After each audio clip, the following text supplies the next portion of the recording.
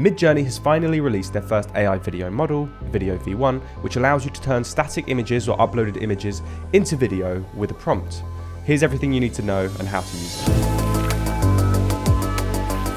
So Midjourney V1 turns static images, either generated or images that you upload, into animated clips, and you can choose between automatic or manual animation modes, set low or high motion, and you can even extend videos up to 21 seconds. And so far I found it pretty quick, intuitive, and the resolution's limited, but I've been having tons of fun with it, and today I want to talk about the 7 specific features that I've been using to master Midjourney Video V1. Okay, so Video V1 is an image to video model, which means that you need a starting image to turn into a video. So you're not just prompting a video from text, you're actually giving it an image and prompting with text. So to do it, the way it works is very simple. At the top where you normally prompt in your images, you go ahead and the first thing you want to do is add image, right? And here you can upload an image or you can use one of the ones that you've generated with Midjourney and that you've added to your gallery. So you can click on upload, but let's just say I've got this image of me. So it's a still frame within a studio. So I select it.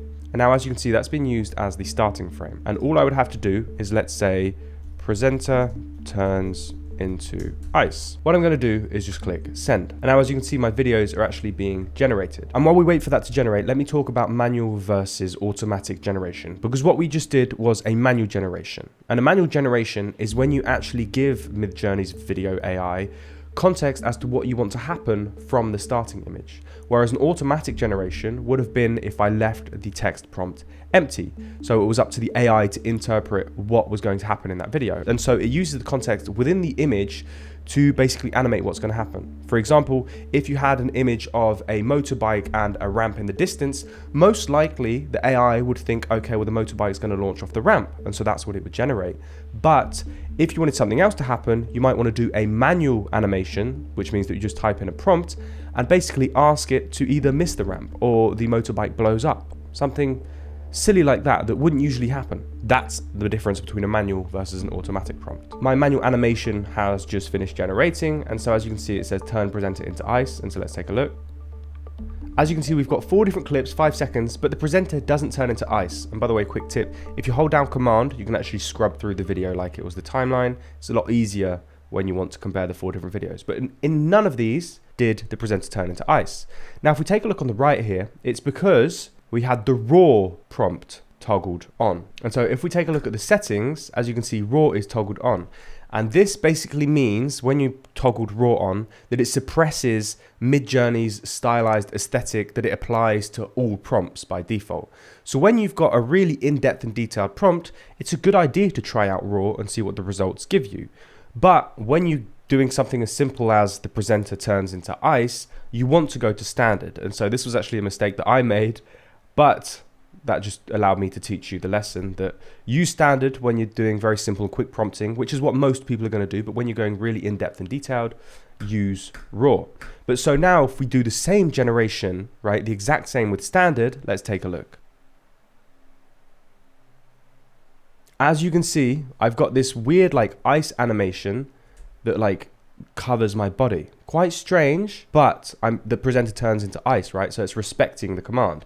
And so you'll notice that these two are exactly the same. Presenter turns into ice, the same image. The only difference was one was raw, the other one was not. And so it's always best to stay within the standard mode when it comes to using the model. And now the next thing I want to talk about is low motion versus high motion. And so if I just add this prompt again, and let's select the same image, on the right, you'll notice we've got high and low. Low motion means that there's little to no camera movement, or the camera can be static. And within the actual generation itself, it's maybe quite slow, or the animations are pretty smooth. But when we go to high, there's often a lot more movement, and the camera's a lot more likely to move around, and there's a lot more elements that happen on screen. The only downside to using high motion is that you get a lot more hallucinations or random artifacts that appear within the video. So let's do the exact same prompt now on high motion. Okay, so it's finished generating, and now let's take a look.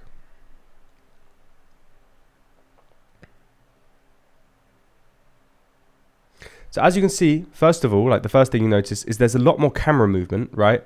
And the ice animation is almost a little bit more natural in some of them, right? It doesn't have this like poly feel, which they all have here.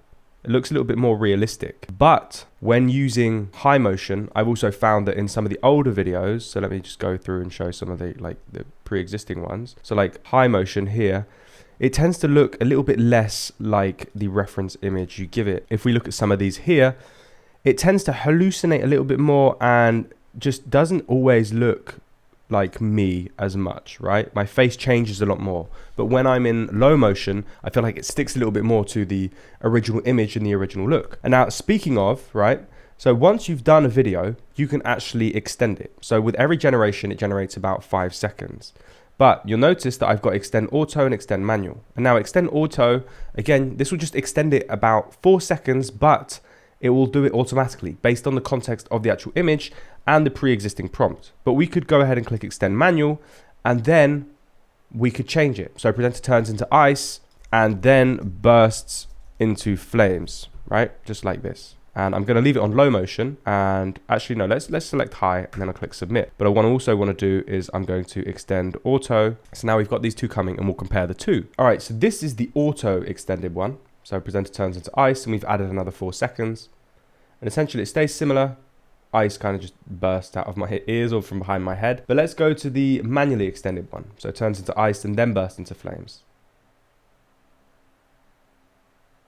That kind of works. Looks a little bit weird and unrealistic, but obviously my prompting could be better. But this is what I really like, is I could then go and extend this again and then create this long scene. I think you can go up to like 21 seconds total and just keep on building on top of it. The only thing is that if you try this multiple times, you'll notice that more and more it will look less and less like the original image, which was the starting frame. And now speaking of starting frames, this is one of the things I actually like the most about Midjourney, is that you can use the images as starting frames and then animate those, but you can also loop the image by using the same picture as the starting and the end frame. So you get a seamless loop. So for example, let's just take, right, we'll change the image, we'll take this one. You'll notice here I'm using it as the starting frame. We can also use it as the ending frame by clicking loop, and so it uses the same one. And so here I could just put, I don't know, let's just do something random like festival mayhem, flashing lights, dancing. And by the way, my prompting here is terrible. I'll give a couple of tips at the end. If I click send, again, this is a manual animation because I'm describing it, but I could have just like let the AI, actually, you know what? We'll do the exact same thing, but this time no prompt, and we can compare the two. And so this is a picture of me, by the way, at the festival. This is why I've got this like patchy hair. It's supposed to be hearts originally. I've got to make this video to immortalize this because I'm getting rid of it very soon, I think. And so the first thing you might notice is that these generations are already taking a lot longer. And I believe this is because it takes more effort to animate and go back to the end frame, which kind of makes sense, right? All right, so we've got the first one, which was the manual prompt that's finished. So as you can see, it's just this guy dancing. It's like a seamless loop. And it actually looks pretty good, just like singing, dancing at a festival. And it's seamless. You could use these as like GIFs. Now let's go to the one with no prompt. Always a bit weird because it doesn't look like me, obviously because the shot's from the back. Thinks my hair is an actual hat because that's how good my hairstyle was. But this is like a poor use case for it because you could use a much better image. Like you could even use a picture of your logo and have it just kind of loop around, describe the animation you want your logo to have, and it would come back to the same place, and then just do that over and over again. There's tons of different use cases for this. But another really creative thing you could do with these end frames and start frames is you could take the same image, and instead of looping it as the end frame, you just select a different end frame. And so it will basically transition from this frame to the last one and add 5 seconds of video between them. And I actually really like this. So let me just send it off with like low motion and no prompt. So it's automatic. It will basically animate it based on the context of the images, and we'll just see what happens. And so that's now finished generating, and let's take a look. A little strange, but I dig it. Let's take a look at another one. That hair is weird. This is like the transition from me going from the festival back to work.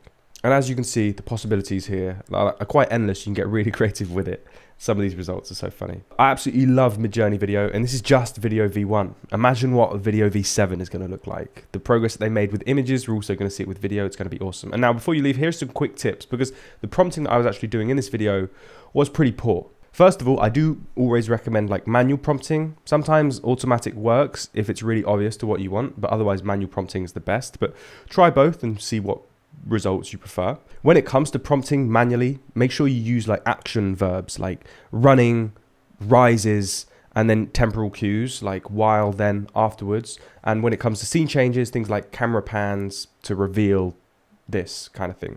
Midjourney have said that this really helps get a better result from the prompt. And then finally, the last one is when it comes to low or high motion, my personal experience has been that low has given me more consistent results and sticks more closely to the look and feel of my starting frame, where sometimes high motion can go a little bit crazy. And that's everything you need to know about Midjourney Video V1. Thanks for watching this video. Sorry I sound a little bit ill, that's just because I am. If you enjoyed it, hit the like button. Any questions down in the comment section down below.